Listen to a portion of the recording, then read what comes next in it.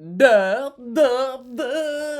There's Rocksteady, King of the Pit TV signing in. Yo, we just listened to Alice in Chains record Dirt. Yeah, I got it recommended to me by a very, very generous Patreon subscriber, my man Gary, and it was a good listen. It was a good listen. There was parallel. Well, first and foremost, I'm going to rate and review this record in case you didn't know. But there was a parallel between this and what I heard of Pearl Jam on Pearl Jam's 10 record.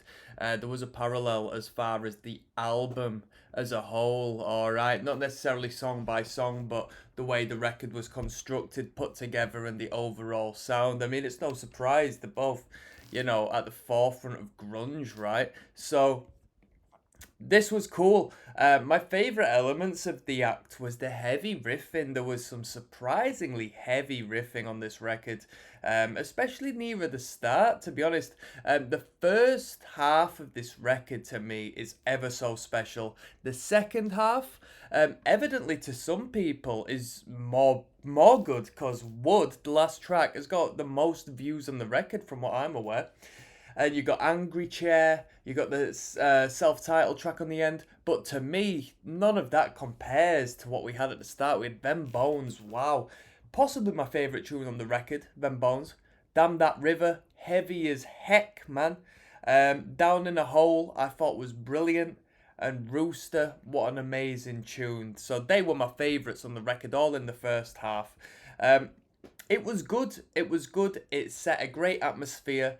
Lyrically, it was very good. We were reading the comments along the way, and there was reference of people being able to relate to the lyrical content, and I'm sure that was half of Alice in Chains' superpower, to be able to reach out, connect, and touch those who wanted to feel themselves heard, and the music speaks out for that. So that's absolutely brilliant.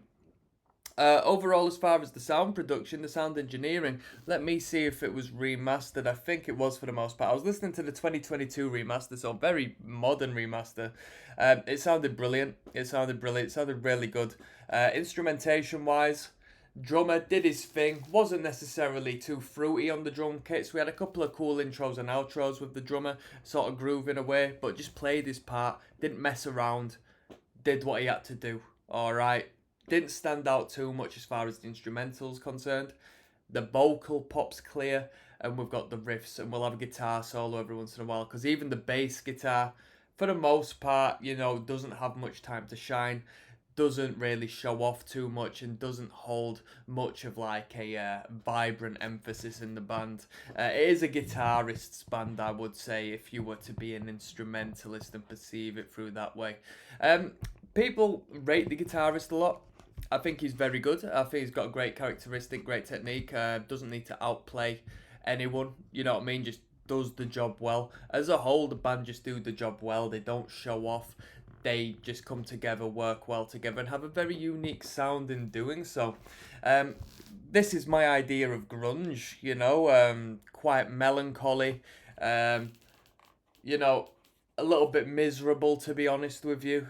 Not in an emo sense or a gothic sense, but in a real life, honest, I'm down in the dumps. I got a bit of an effed up life, and this is like the edgy music I'm going to create. And I say edgy respectfully, because it's, edgy music for edgy people. It's grunge music, you know what I mean? Grunges, grebos, greasies. You know what I mean? So I appreciate that. Overall, the record, for somebody like me, it's a little slower than what I would like. It lacks a little bit of the punk rock that I like.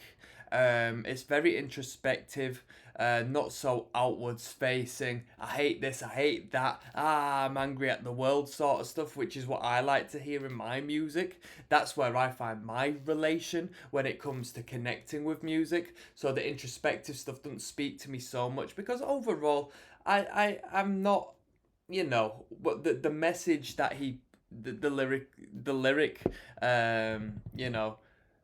the message that's spoken in the lyric doesn't connect with me all that much. So looking at the comments, it tends to be the piece of the band that really sells it, the lyrical content and the vocal line. You know, because the people who love Alice in Chains really love Alice in Chains. I liked it. I didn't think it was as good as Jar of Flies though. Jar of Flies was absolutely spot on. I love the band's cleaner, more acoustified renditions. So there's potential we might go into the MTV Unplugged from here on. I've got a taste for it. But yeah, overall it was good. It was good. I'll give it a 6 out of 10. This record, because it's a very full record.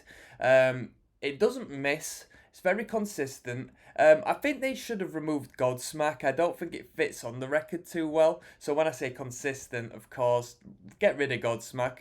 And yeah, I'll leave that one there. Nice and simple. All right, that was Alice in Chains. Dirt. Peace.